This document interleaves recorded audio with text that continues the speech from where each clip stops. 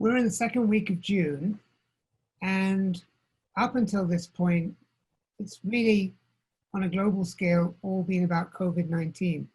And then we have this incident in Minneapolis, and all hell breaks loose. And we're into a whole nother layer of crisis that is on top of COVID.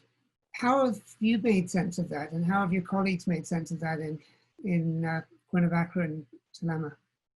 Well, news of George Floyd, of course, percolated down into Mexico. I spent a lot of time thinking about the "I can't breathe" refrain, what that poor man underwent.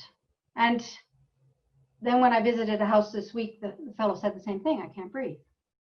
And I realized that that's a refrain now being heard around the globe, and there's so many parallels between "I can't breathe" and COVID, and "I can't breathe" because of police brutality. There's got to be some meaning that these two things have overlapped. The COVID has helped us, we who have everything, who live such privileged lives.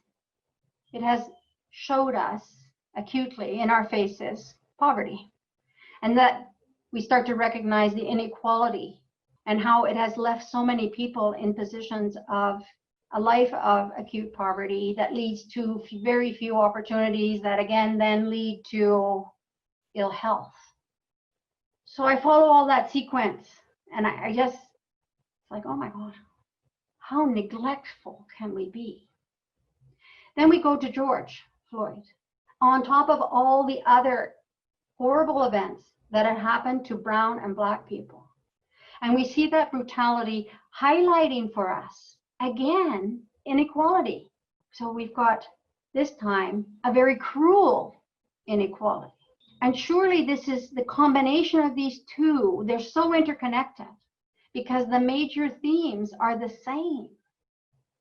Can we continue to live in a world that is so unequal, so neglectful, so cruel? Can we really live with that?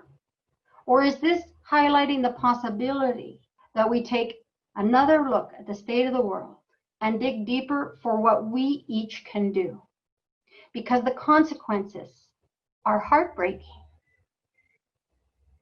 Surely we want to escape from this in a way that makes us bigger and better people. So we have the choice, escape, all of us escape, or not. And if it's not, then how do we want that to look? So I think this double combination, if we take it as a manifestation of the way we've been living and the choices we've been making, we'll respond differently.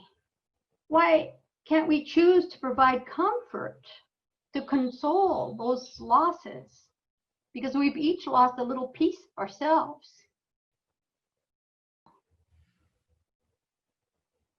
Our role as accompaniment is critical. People don't want to feel alone. The minute there's a true accompaniment that says, "I see you," then things feel a bit more hopeful.